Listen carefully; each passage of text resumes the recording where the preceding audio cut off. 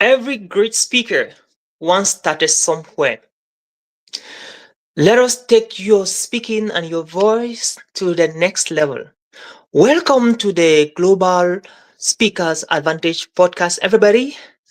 We are super excited and duper excited to be having you here this particular moment, be it afternoon, morning, day, wherever you are. My name is Oliver Nshom, and I'm excited to be your host for today's podcast. And let us know where you are watching us from. We care so much about you because you are why we are here now. And if not of you, we could have been here right now. So we would love to know where you're watching us from. Are you watching us from LinkedIn? Are you watching us from Facebook? Or maybe you're watching us from YouTube. So come on, where is our LinkedIn family? Beautiful. Awesome. Glazer is watching us from YouTube. Awesome. Our YouTube family is doing pretty good. And of course, the LinkedIn family is also topping, and the Facebook family. Facebook family, where are you? Come on, let's go. Let's go. The question for you is, have you ever seen someone who is stuck in a particular place, in a particular season of his life, in a particular environment, in a particular relationship, and he is not making progress at all? Years are passing by, every year, every day, and the person is stuck in the same place, and nothing seems to be working, nothing seems to be moving, and you're wondering, like, what's the heck with this dude? And like, why are you not moving ahead with your life? You're stuck. If that is the case for you, I want to let you know, I've been there. That is me. That is me. In my professional speaking career, my dear friend, I was stuck in one position for not only for 1 year, not for 2 years, not for 3 years, not for 4 years, not for 5 years, even not even for 6 years, not for 7 years, not for 8 years, not for 9 years, but for 10 good years, a decade. I was stuck for a decade, 10 years. Oh my gosh. What does that mean? It means that I started my speaking career in 2010, true story. And in 2020, I wasn't able to make up to 1,000 US dollars. True story, up to 1,000 US dollars. And you'll be asking me, Oliver, but what were you talking about? What were you talking about? That for 10 years as a professional speaker, you were not able to make 1,000 US dollars. And I'll be very honest with you, my friend. That is a true story. What I know that I was doing was that I was crafting my talk. I was perfecting myself. I was building my communication muscles. That's what I was doing within the next 10 years. And I dedicated myself to it. It was very tough. As somebody who has a family, who is taking care of a lot of people, and many other people looking up to him, it was challenging. It was tough. At a certain point, I felt like resigning from my professional speaking career. At a certain point, I felt like, what the heck am I doing with public speaking or professional speaking? This thing seems not to be working. This is 10 years down the line. What the heck am I doing here now? My friends have gotten jobs. My colleagues, my classmates, they're doing well in their corporate jobs. They're doing pretty good in whatever they're doing. But again, look at me here. I'm a laughing stock. Like, everybody is laughing at me. Like, this guy is crazy. Like, he's thinking that he can make money from speaking in Africa, like in Cameroon. That is not going to work. What the heck with that? And they were like, why should I have chosen this career? Behind me, I never really see somebody who could, like, pushing, apart from a few family members.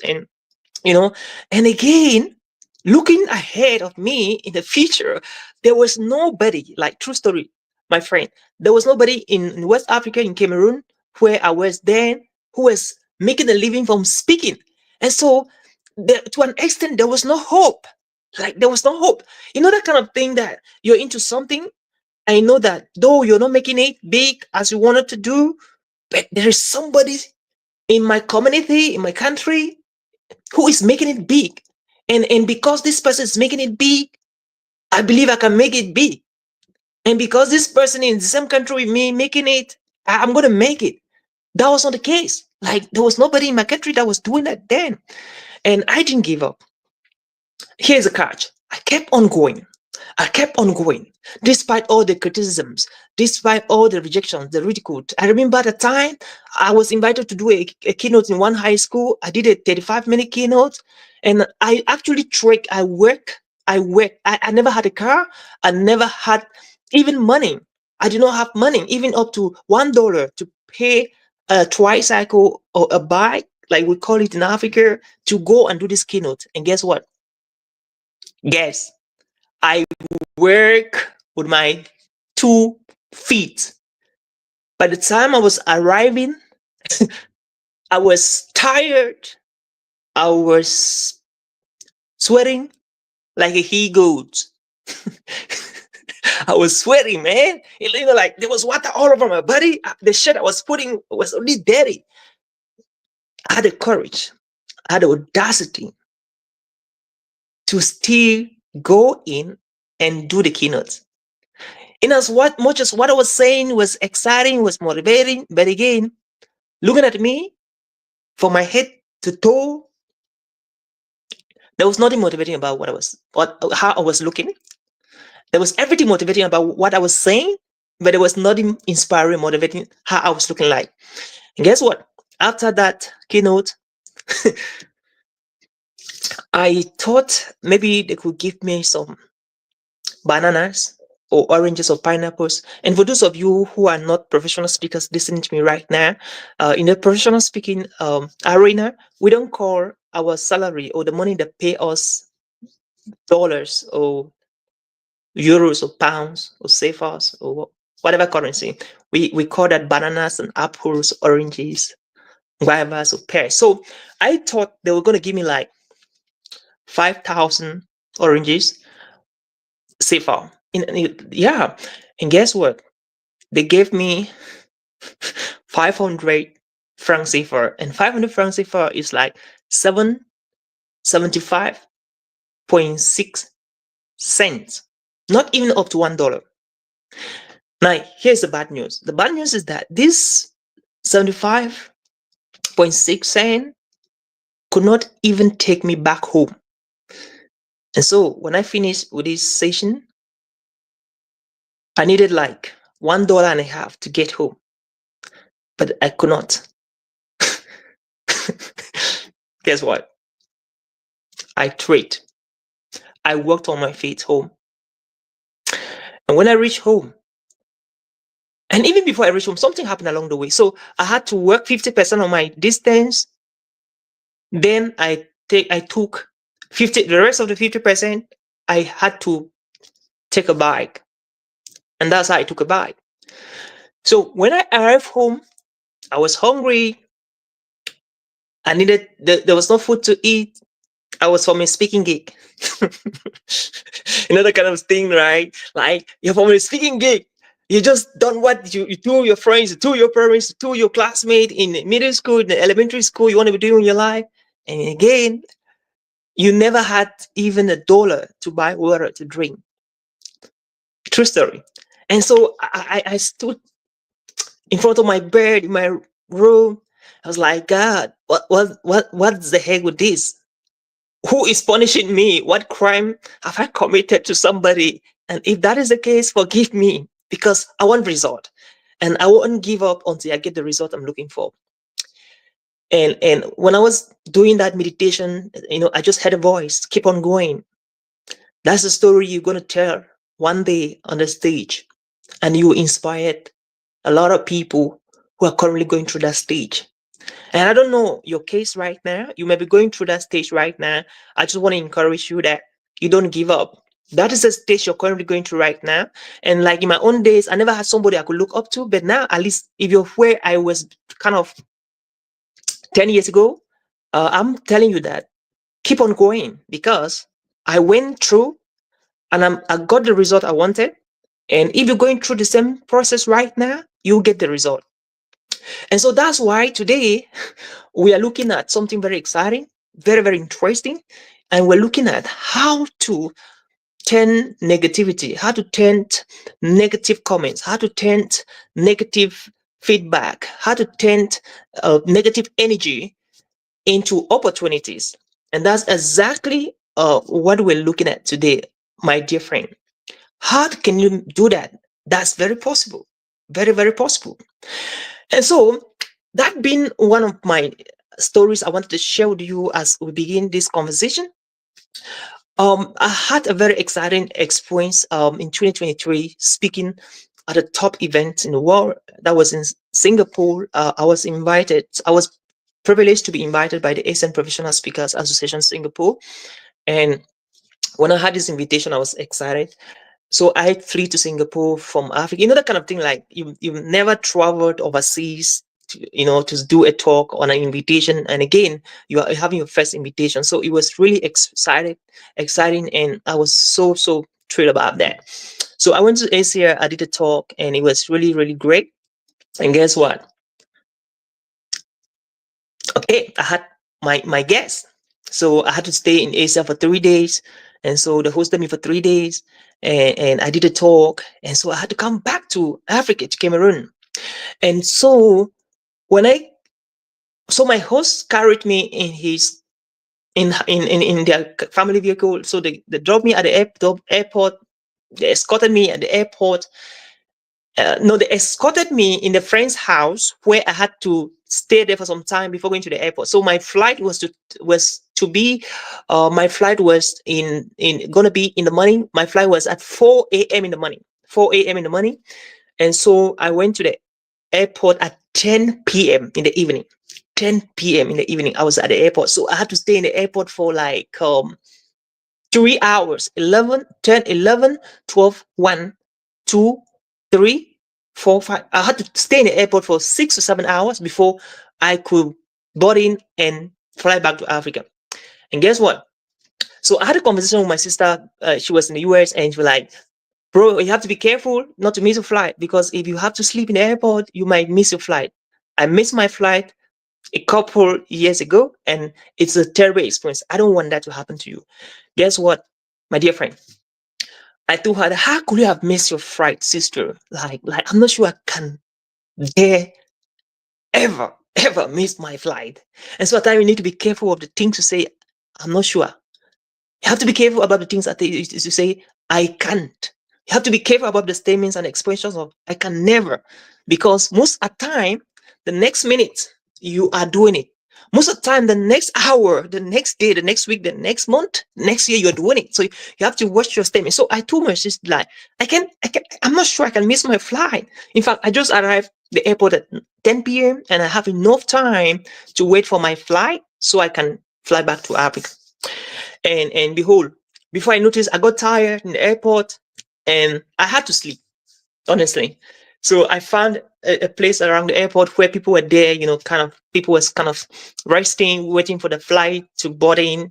And Singapore airport is a very, very beautiful airport. In fact, it's one of the most beautiful airports in the world. I would recommend you get to Singapore and see what I'm talking about. So I slept, and to my greatest surprise, you will not believe this, my friend. I slept in the airport in Asia, in Singapore, to get up and get my flight. And I got up, my flight was to be at 2 p.m. in the morning. So I got up at 4. No, my flight was to be at 2 a.m. in the morning. So I arrived at 10 p.m. So I had to be in the airport for 10, 11, 12, 1, 2. So I had to make like 5 hours at the airport. So I slept. You don't believe this, my friend. I got up at 4 a.m. in the morning. I got up at 4 a.m. in the morning. In fact, I was like 2 hours late. My flight had gone, 2 hours late. So I got up and my flight had gone for 2 hours before I got up. Whew. I was like, what the heck? And guess what? All the ideas in the world came to my mind. Number one, I was wondering, What am I going to tell my host? What am I going to tell my sister, whom I told her that I can never miss my flight? What am I going to tell my family, my wife, my children that they were waiting for me back? What am I going to tell my parents? What am I going to tell my team that we were working together? So a lot of things were going through my mind. I was like, what am I going to do? What am I going to do? What am I going to do? What am I going to tell my host? What am I going to? And at the end of the day, it took me 24 hours. I was just in the airport. I was I I was at the airport, and I was thinking of what to tell everybody. And I knew that they would laugh at me, and some people would be mad at me. And again, at the same time, being a professional speaker, you know what I mean? Like, you do not want anything to happen with your repetition. You do not want anything to happen. And so I thought about that, and at the end of the day, I had a confession to make. So I made a confession. So I called my guests who invited me. I told them that this is what has happened, and this is what has happened, and this is what has happened. That was what has happened. And so, and that was after 24 hours, after I have slept in the airport, got up, and but I'm coming back to that. So what happened was that at the end of the day, I actually they came back and picked me from the airport, and they rented a hotel room for me. And guess what? The bad thing too was that the next flight from Singapore to South Africa, because I had to pass through South Africa before coming to Cameroon, was in 3 days time. So I could not just book the next flight that was leaving from Asia to Africa, be it through Ethiopia or through South Africa. And so I had to wait for 3 good days before I could actually leave Singapore. And so good enough for me, my host, they rented another hotel. They rented a hotel room for me for 3 days. And I want to take this opportunity to also appreciate the leadership of the Asian Professional Speakers Association in Singapore. I want to thank so much Teresa Torres, Deborah Torres, an amazing mentor and a great leader, and all the leadership. They did a great job. So they hosted me again for 3 days in the hotel. And now this is the point. This is where I'm heading to. Within the 3 days, and from the 24 hours I had to stay back at the airport, something so powerful happened. I turned on my camera and I went into video shooting. I went into video shooting, and I recorded videos around the airport like never before. Right in my hotel room, I recorded videos like never before. So I just gave myself work by shooting videos of different topics for my YouTube channel, for my Facebook pages, and it was amazing. And I had some of the best videos. I had some of the best conversations recorded. And I leveraged on those videos for the next over 3 to 4 months when I returned back, to Cameroon. And that was a game changer. And so at times, what looks like negativity, what looks like bad news, what looks like terrible, terrible something, most of the time it's never actually terrible. It's never actually bad news, because somebody says, and I quote, in every bad thing that happens to you, there is always an opposite or equal good thing that happens to you. It means that in any bad thing, whatever you're seeing or saying right now that is bad, is horrible, is sad, that is happening to you right now, there is something from that experience that is opposite to bad, which is good, that has happened to you. All you have to do is to look it keenly. All you have to do is to quiet yourself and reflect and meditate and think deeply and go deeper in your thought. And I assured you, you would come out with something positive or something that you will live to be grateful for, that has happened in the midst of that thing that you called it bad, that you called it was negative experience that just happened to you. And that was my case. So what did I do? I simply turned on my camera and I took the airport as a backdrop, or a studio for me, and I started recording the videos. I recorded a lot of videos, uploaded in my Dropbox, and today I still have those videos, and I'm still using those videos to date. And that is exactly what I do all the time when anything happened to me, which it was not the expected outcome. So I make sure that I convert whatever happens to me into an expected outcome. And everybody can do it.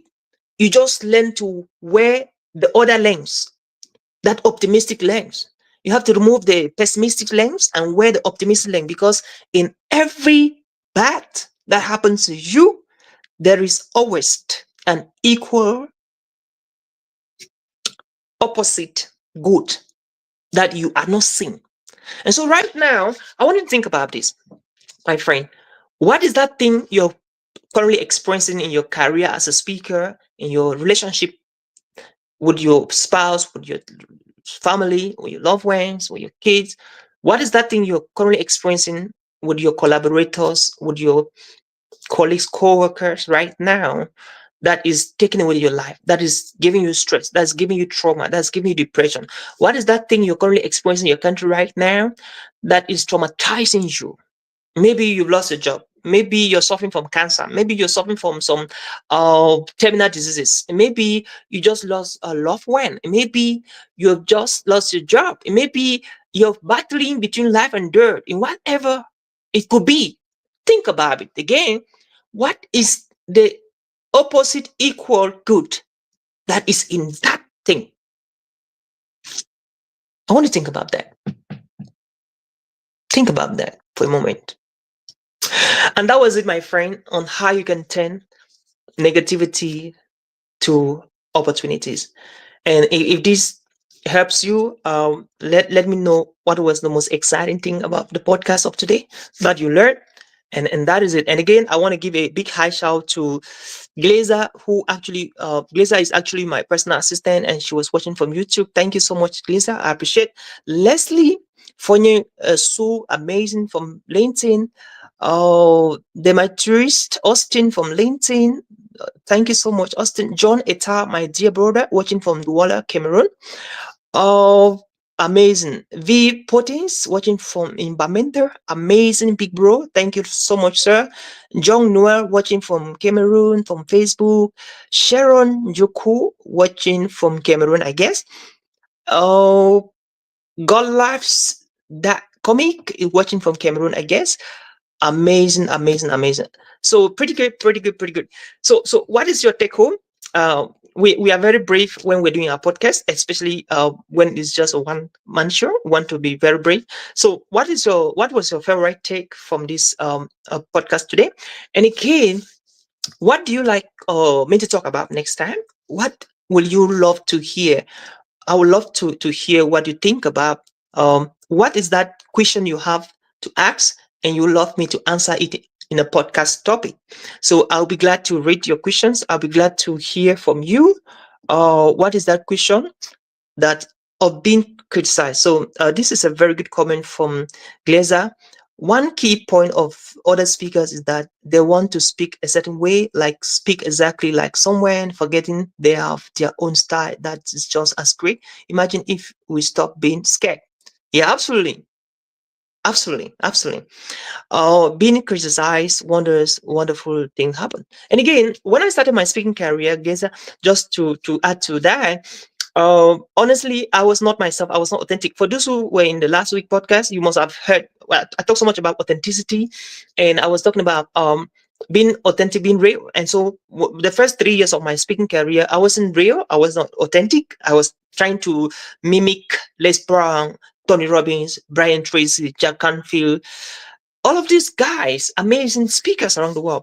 I was trying to mimic them. And at a certain point, I was like, I have to stop this. I have to be myself, because people want to listen to Oliver Nshom. They don't want to listen to X or Z. And again, I can only model them, but I cannot photocopy them. And so, when you're starting your career, if you've been a victim like ours, maybe you wanted to just speak like X or Y, I will challenge you to change, because now that you're becoming a top leader, you have to start creating original content that people can be inspired by your works, people can consume that kind of work. you're doing. And so that makes a lot of sense when you start creating. And again, how do you create content? There's several ways you can create content: personal stories, personal experiences, other people's stories, and stories of things. That's it. So that's how you create content. You share your personal experiences or anecdotes. That is how you create content. What happened to you yesterday? What is a circumstances that happened to you last week that you can't forget? That is content you can develop just from that experience, just from that encounter. And you just heard me share my experience speaking in Singapore and missing my flight and staying again for 3 extra days. Kind of like that is content, and you can leverage on that to write books, speak on that, and then share those lessons, personal stories, other people's stories, and stories of things. That is content, and that's how you generate your content. But again, you have to be true to yourself. You need to be authentic, you need to be honest, and you need to always speak the truth at all time, at every cost, because your audience hates it. Your audience love to see you talking, and by that you have to be real. You have to be real, because again, when you fake it, they will figure it out. And guess what? Here's the bad news: when they figure out that you're faking it, that's it. It's finished. It's finished. You're done. They're done with you. And that's how you may never recover your career again. So you have to be careful. You have to be watchful. What you say, how you say it, because we're living we are in the different era right now. We're in the information era where what you're saying, people are Google searching, people are asking ChatGPTs, people are checking on YouTube. And again, you can be saying something and people just check the facts on their phones and smartphones and they can disprove you. So you have to verify your facts before you bring them on board. Beautiful. Shalenju Melanie, you're welcome watching us on LinkedIn. Prosper with Senior, my very good friend. Thank you watching from Facebook. Beautiful, beautiful, beautiful. Arc Novel NK, beautiful, watching from Facebook. Oh, we have an amazing, amazing, amazing, wonderful, wonderful, wonderful family from Facebook. An amazing family from Facebook. Great family from LinkedIn, and a very cool family from YouTube. And so I'll be glad to answer one or two questions. And if your question deserves us to do a podcast in answering just that question, that works. That works. So, any other question? Any contribution? Any question before we wrap up? Watching from Facebook. Okay, pretty good. Prosper. I love that, my dear brother and friend Prosper. Pretty good.